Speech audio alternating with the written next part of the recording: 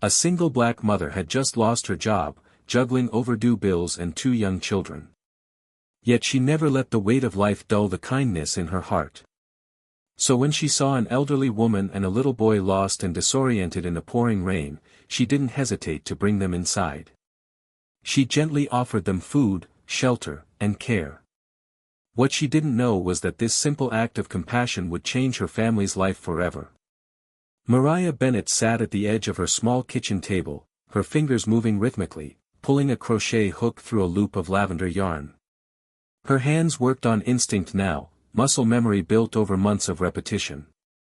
The living room light flickered, and she sighed, adjusting the lamp so it would shine better over her craft. The kids were asleep in the next room, curled under mismatched blankets with a tiny electric heater humming near their feet. Mariah didn't dare turn it too high. The last gas bill had been unbearable.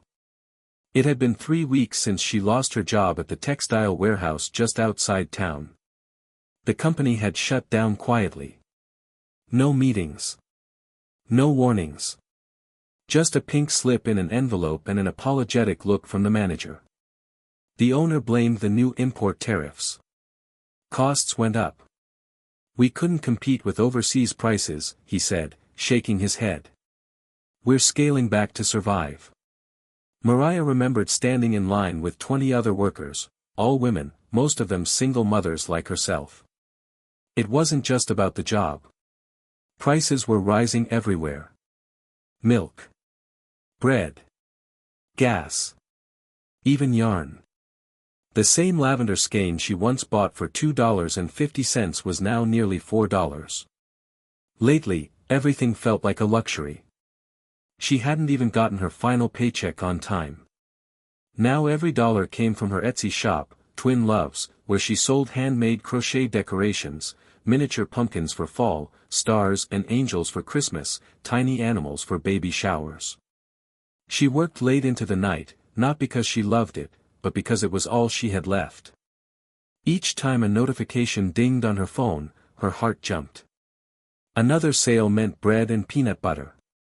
Maybe a gallon of milk. Maybe even cough syrup if the kids needed it. The house wasn't much. Paint peeled from the walls. The couch sank in the middle. The window near the front door had a draft so cold she stuffed an old scarf into the sill. But it was home. It was hers.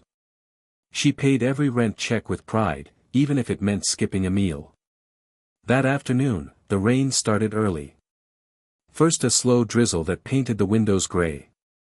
Then heavy sheets of water pounding the rooftop like a drumline. The sky turned the color of old bruises, purple and dull. Mariah peeked out the window and sighed. Rain like this meant fewer people walking by. Fewer people seeing her little display of yarn crafts in the corner window. She got up anyway, slipped on her worn hoodie, and went to pull in the items she had carefully placed outside on a makeshift wooden rack, tiny hanging butterflies, flower wreaths, plush cats with button eyes. As she turned the knob to close the front door, she caught a flash of movement. A blur of yellow and blue, hurrying toward the porch through the storm. A child's cry cut through the rain, thin, frightened. Mariah stepped back and squinted. An elderly woman, soaked to the bone, was stumbling toward her gate. One hand clutched a faded umbrella. The other gripped tightly the wrist of a little boy no older than 5, his small feet splashing helplessly in puddles. The woman's eyes were wide and unfocused, her hair plastered to her forehead, her lips murmuring words that made no sense. The boy, trembling and soaked through his jacket, looked up at Mariah like she was the only safe place left in the world. Mariah didn't hesitate. "Hey, come in, quick," she called out, waving them toward the door. "You'll catch pneumonia out there." The boy tugged the woman forward. Mariah grabbed a towel from the hook by the door, wrapping it around the child first. He clung to her leg, sobbing softly, while the woman stood silent, blinking at the floor as if she'd forgotten where she was. "Let me help you," Mariah said gently, guiding the older woman inside. "It's okay. You're safe now." The moment they stepped into the warmth, the air filled with the scent of wet clothes, cold skin, and something else. Fear. Mariah crouched down and looked the boy in the eye. I'm Mariah. What's your name, sweetheart? He wiped his nose on his sleeve and whispered, Noah. And who is this with you? She asked gently. He hesitated. His voice cracked. My grandma. Her name's Ruth. But she doesn't remember me right now. Something heavy settled in Mariah's chest. Ruth stood staring at the blank wall, her mouth moving, but no sound coming out. Mariah recognized the look. She had once cared for a neighbor with early dementia, the distant gaze, the confusion, the fear that always hid just beneath the surface. Mariah nodded slowly. Okay, baby. We're going to get you both warm and dry. I've got some soup on the stove. You like chicken noodle? Noah nodded. Mariah helped him out of his wet coat, took Ruth's trembling hand, and led them both to the small sofa in the living room. It creaked under the weight, but it held. As she stirred the pot on the stove, she thought of her own children asleep just down the hall. She didn't have much, but tonight she had something someone else needed. That was enough. She poured 3 bowls of soup, added crackers on the side, and lit a small candle on the table to make the room feel just a little brighter. Sometimes, when the world offers nothing but storms, all a person can do is open the door. Mariah set the bowls down on the chipped coffee table, the candle's small flame dancing in the shadows. Noah had curled himself into the corner of the couch, his knees pulled to his chest, shivering slightly despite the towel wrapped tightly around him. Mariah handed him a bowl, crouching to meet his eye level, her voice gentle but firm. Here you go, sweetheart. Eat slowly. It's hot. Okay. Noah gave a small nod. Thank you, he whispered, his voice thin as tissue paper. Mariah reached for the second bowl and turned to Ruth. The older woman sat stiffly, hands resting in her lap, staring at the flickering light with an odd stillness. Mariah knelt in front of her, holding the soup carefully. Miss Ruth, she said softly at first, then a little louder. I made you something warm. Ruth blinked, then turned her head slowly toward Mariah. There was a flicker of recognition, or maybe just curiosity, but it faded quickly. I'm sorry, Ruth muttered, her words drawn out and distant. I don't know where This isn't the... She trailed off, her eyes darting from wall to window to Noah, her brow furrowing in confusion. Then she whispered, as if confessing something shameful, that little boy, he keeps following me. Mariah's breath caught. Her fingers tightened slightly around the ceramic bowl, but she forced herself to stay calm. She set the bowl down gently on the table. That's Noah, she said softly. He's your grandson. You've been with him all day. Ruth shook her head slowly, her voice rising, brittle, uncertain. No, that can't be right. I was at the store. I was picking up jam or something. There was a train. I don't. Her words dissolved into panicked murmurs. Mariah reached out and laid her hand lightly on Ruth's trembling fingers. It's okay, she said. Her voice was low, steady, the way she used to talk to Lucas when he woke from nightmares. You're safe here. Just breathe with me. All right. Ruth stared at her for a moment, lips parting as if she might speak again. Instead, she closed her eyes and leaned back against the couch cushion, exhausted. Mariah stood slowly and looked toward the hallway.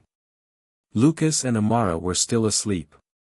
She moved quietly to the back room, grabbed a dry blanket and one of her old sweaters, and returned to find Noah sitting upright, watching his grandmother with wide, frightened eyes. She's sick, he said suddenly. His voice trembled, but there was certainty in it now. She was fine this morning. We went to the park. She pushed me on the swing and laughed. Then we walked and she stopped. She just froze. Then she didn't know my name. He swallowed hard. She kept walking away. I didn't know what to do. Mariah felt her throat tighten. She set the blanket over Ruth and sat beside Noah, pulling him close. "You did the right thing," she said softly, stroking his wet curls. "You stayed with her. You stayed brave." He nodded, but his eyes filled with tears anyway. "Is she going to die?" "No, honey," Mariah said gently. "She's just confused right now. Sometimes that happens to people's brains when they get older. But we're taking care of her. Okay? Together." She helped him eat a little more soup, then gave him a towel to dry his hair. Mariah made up a small bed on the floor with pillows and blankets from the hall closet, the same ones she used when the kids got sick and wanted to sleep close to her. Ruth seemed to fall asleep sitting up. But around midnight, it began. Mariah had just started to doze off in the armchair when she heard rustling. She opened her eyes to see Ruth standing in the dark, her silhouette swaying near the front door. Mariah sat up. "Miss Ruth?" Ruth didn't answer. She reached for the doorknob. Mariah stood quickly and crossed the room. "Ruth, no, honey. It's night. You need to rest." Ruth turned. Her eyes were vacant, her hand trembling. "He's waiting for me," she said. "At the red mailbox."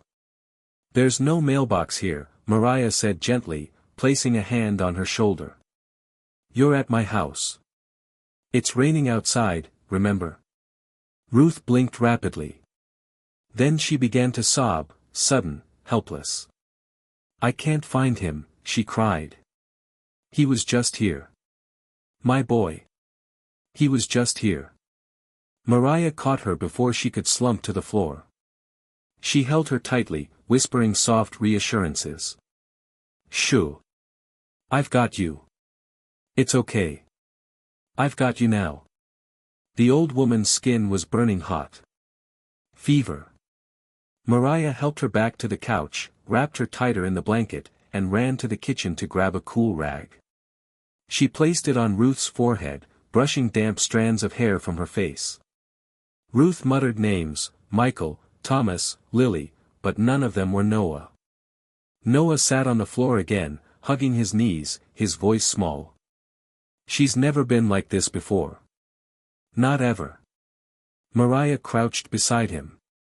"It's not your fault, Noah. Her brain's just tired. But she knows you love her. I promise you that." He leaned against her, his breathing unsteady. "You won't let her go, right?" Mariah kissed the top of his head. "Not for anything in the world." That night, Mariah didn't sleep. She sat between the child and the grandmother, watching over them both as thunder rolled low outside. Every so often, Ruth stirred, whispered a name, or reached out into the dark. And each time, Mariah was there to take her hand. She had no idea what tomorrow would bring. But tonight, just tonight, this worn-out little house was a shelter, not just from the storm outside, but from the one happening inside Ruth's mind. The rain had finally stopped. It was just after 6 when Mariah felt the change, the silence. No more drumming on the roof. No more wind pressing at the windows. Only the occasional drip from the gutter and the soft hum of early birds starting their cautious song. Mariah sat hunched on the armchair, arms crossed over her chest, neck stiff from keeping vigil all night. A thin beam of gray morning light spilled through the curtain, casting a muted glow across the living room. On the couch, Ruth lay still, wrapped tightly in the blankets Mariah had readjusted at least 5 times through the night. The fever had broken somewhere around 4 a.m., after a long stretch of muttering and shivering. Now her breathing was slow and steady. Noah was curled up on the floor beside her, his small chest rising and falling gently, one arm tucked around the stuffed yarn dog Mariah had given him. Mariah rubbed her eyes and stretched carefully, trying not to wake either of them. She stepped into the kitchen, flicked on the kettle, and stood quietly, watching the water begin to steam. Her body was exhausted, but her heart was heavy in a different way. There had been something about last night, something fragile and profound. She had watched a child care for his grandmother and a woman lose herself, then fight to come back. And somewhere in between, something inside Mariah had shifted. The kettle whistled. She poured the water over the last bag of peppermint tea she had and tiptoed back toward the living room. But she stopped in the doorway. Ruth was sitting up. Her back was straight. Her hair was still messy but tucked behind her ears. And her eyes, those same drifting eyes, were different. Clear. Focused. Ruth turned toward her and smiled. Faint. Soft. Unmistakably real. "Good morning," Ruth said quietly. Her voice was husky, worn by the night, but grounded. "I think I owe you a great deal." Mariah blinked, gripping the cup of tea. You remember?" Ruth nodded slowly. She glanced down at Noah, then back at Mariah. "I remember the rain. I remember getting lost. I remember this little one running after me. I remember not knowing who he was." Her voice cracked. "But now I know." She touched Noah's hair. He stirred, opened his eyes, sleepy at first, then wide with recognition. "Grandma," he whispered. "Yes, sweetheart," Ruth said, tears filling her eyes. "Grandma's here." Noah launched himself into her lap, wrapping his arms around her with such force Ruth nearly tipped backward. She laughed, surprised, breathless, and held him tight.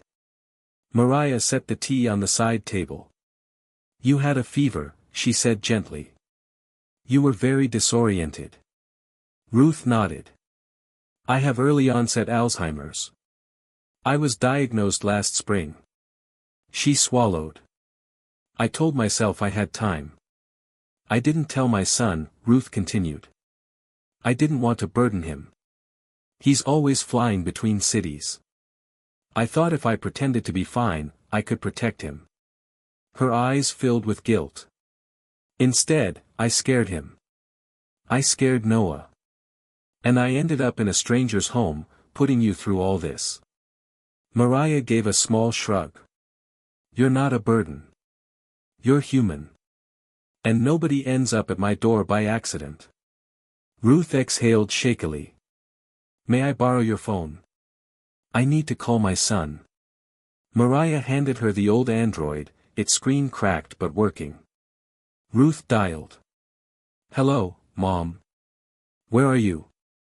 "I'm safe, Daniel," Ruth said through tears. "I'm okay." Half an hour later, a black SUV screeched to a stop outside the house. Daniel Winslow burst through the door, panic etched into every line of his face. When he saw Ruth and Noah safe on the couch, his knees buckled. "Mom!" He dropped to the floor, clutching her hands. Mariah stood quietly nearby. Daniel turned to her. "You took them in. They came to my door in the rain." He looked around, the heater, the yarn crafts, the patched carpet. "You have kids too?" "Lucas and Amara." Daniel swallowed. "Thank you." Daniel noticed the yarn crafts. "You sell these?" "Yes. I run a distribution company," he said slowly. "We work with handmade goods. Small suppliers." He studied her work. "This is beautiful. I want to partner with you." Mariah blinked. "A real contract?" "A platform," he said. "You wouldn't be alone anymore." She looked at her hands, calloused, stained with thread. "All right," she said. "Let's talk." 3 weeks later, Mariah stood in a transformed market space. A wooden sign read, "Thread of Grace." Ruth helped crochet. Noah stayed close. Lucas and Amara laughed among yarn animals. Together, they built Mothers of the Thread, a cooperative for women with skill but no outlet. The shop thrived. People felt it. And when a reporter asked how it all began, Mariah smiled. "It didn't start because someone knocked," she said. "It started because I opened the door." Hit the like button and subscribe for more stories of kindness and empathy. Thank you for watching.